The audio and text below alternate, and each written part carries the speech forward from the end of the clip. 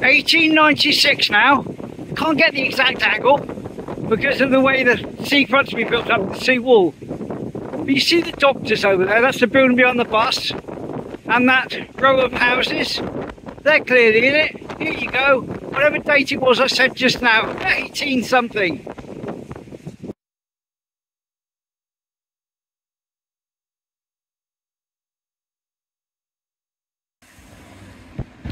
And we're going to take a look at the station when it was broad gauge.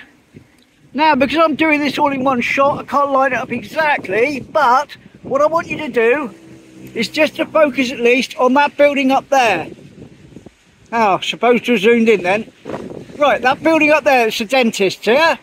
Okay, so that's going to come into the picture, and we're going to look down at the railway station when it was broad gauge. And there's a train there for us too, lovely. Hello train, here we go, broad gauge.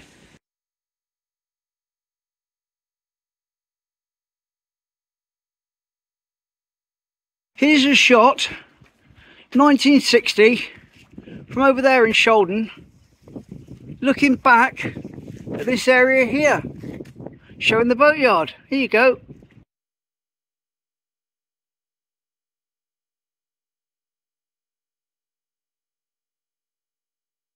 Well, you can still make out some recognisable Teignmouth from that, can't you?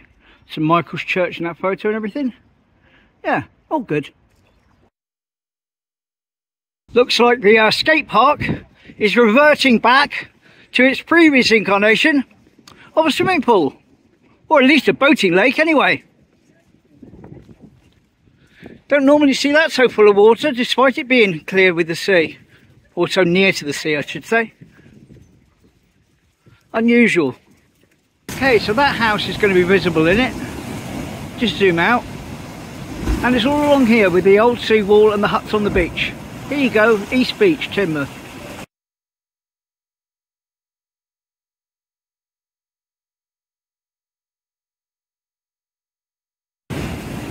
Definitely looks a bit different, doesn't it? All good. Oh, I could be wrong from earlier on. That might well be it. Let's try and line up.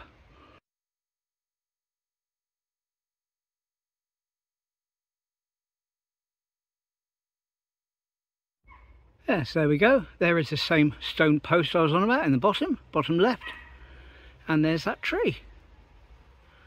Flash back to picture now. Here's a painting by William Daniels in the 1600s. From up here somewhere, where you can see the nest, which is hiding behind that tree at the moment down there. And Eastcliff House is there, visible bottom left or bottom right of the picture. And of course the town of Teignmouth without the steeple of St Michael's. Here you go.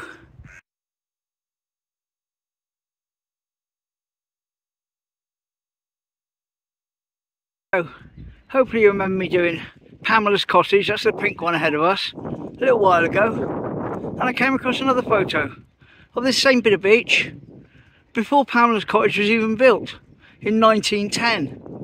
And I'm going to be quite honest with you, I had to look at it a couple of times, try and work out whether or not I was being led on. But it is indeed this stretch of beach. Here's the picture anyway. And what I've done is to try and do a fade for the first time in my video editing software. It's my first attempt, so it won't be wonderful. But here we go, little bit of a fade between the, not current day, because it's a picture I took the other day, but the same area. Here we are, it shows you how it lines up.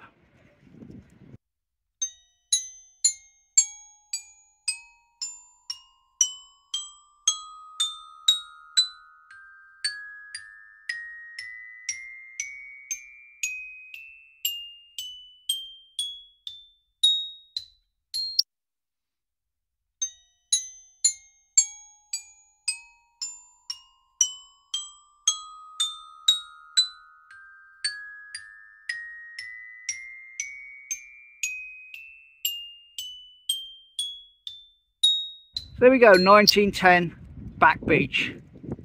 Now back in the day, this was the new quay, and this part here where the Garstone is, was the shipbuilding part of the quay, and they built the Restless here. I do have a picture, but we'll do that another day. Haven't got it to line up at the moment, but someone was telling me in the comments that they can remember sneaking out of school and coming down to watch the Restless launch. So that's cool. Okay, so 1846, not here, but the other side of this cliffland or cliffhead, whatever you want to call it, looking back towards Teignmouth, but 1845, before the railway. It's a painting, shows the Parson and Clark, if you know what I mean, in the distance. Here you go.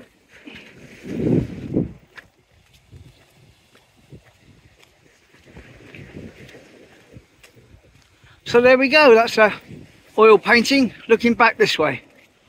Going to go over there, stand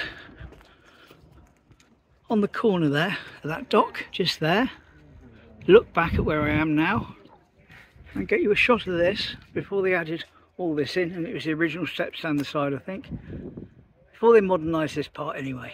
So here we go, very similar looking photo, but again, before they modernised this, just as they were starting it, you can see over there the original steps underneath the metal part. They'll appear in the photo. Anyway, here we go, info on the pic.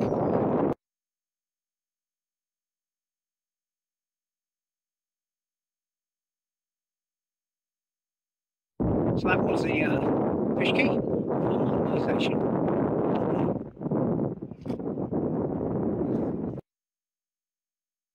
Going to do you a mini now then, again, in featuring these toilets again. Always seem to come into it, don't they? But they're very recognisable. Anyway, so not the most exciting of all shots, and only from a couple of years ago, but it shows what's behind the fence. Here you go. So that's here, behind the fence, a couple of years ago when they knocked it all down and before they put the fence up. Petrol pump over there. Ian was telling me the other day that used to be the ice cream factory, which was a sister place to the Forts Cafe up on the other corner. Used to sell ice cream and stuff like that, and someone else said that they were, oh, it was Colin that said it, that's right, yeah, Colin, hi Colin. Colin said they were very generous to the youngsters with the scoops of ice cream. Haven't got a photo of that at the hand, but if I find one, now I've got to work out the best way to do this. I think I'm going to break the scene down into a few different pieces, line up the shots, and then we'll play the scene. How's that sound? Let's have a go at that, see how it comes out. Okay, so the first shot, we start off with Norman riding his bike along the, not along the seafront, along this road here. So if we're along here, you'll see him come by. Here's a clip from the film, or a still from the film I should say, and he comes there. Then you see the children playing cricket. Children would have been playing cricket around about here. Not a million miles change really. Here's the still from the film. There we go. Now we cut to a long shot from over here where they stop him on his bike. You see the wall there that used to be there in the picture. Here he is. Well, that wall, I remember sitting on the carnival and watching that. That's all gone now, but that's the old Royal, not the Royal Flats. Okay, so the next shot is a close-up, tight shot. But in the background, here's the shot anyway. And in the background you can see, in modern day, there's three houses there. One's blue, one's yellow, one's pink. That's Brunswick House this was. Here's a picture of it back in the day, nothing to do with the film. There we go. And finally, we get a shot of the proper Royal Hotel as was, to finish off. So let's run the clip.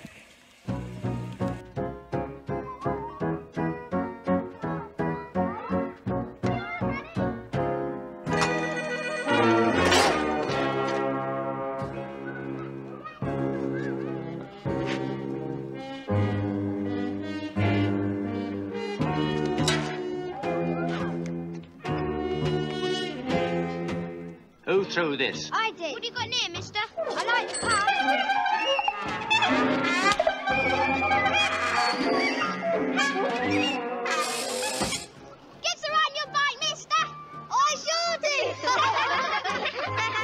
Okay, so I'm walking down towards St Michael's Church, and as you know, if I've got a then and now, I try to like to put a bit of a personal spin on it if I can, tell you a little story about my own life to fit in with the picture, and today I can. Cast your mind back to the 1960s. I've just been born. I'm a tiny little baby in my pram, and I've got a very, very proud granddad, a true Welshman. And he brings me down to the seafront and sits on that bench there all the time with me, apparently. That's where he sits. And I found a picture of it from the 1860s, 100 years before that, and it used to have gates on it. Here we go, with the gates.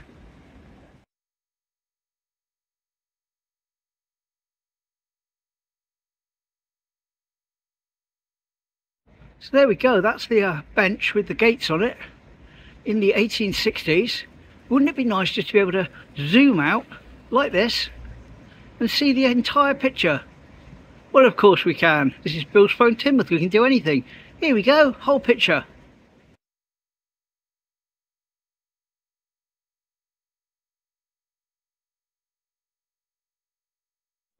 As you can see, that's before the tower was built. There's the background for it.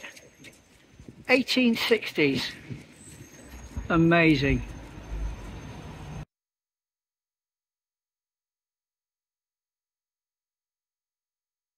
At the top here, there used to be a little hotel called the Knoll Hotel, which was just there to the left of the gates to the school. And of course, these flats were built when it was demolished. Well, here's an announcement in the paper from January 2016 saying they're planning to build them. Here you go.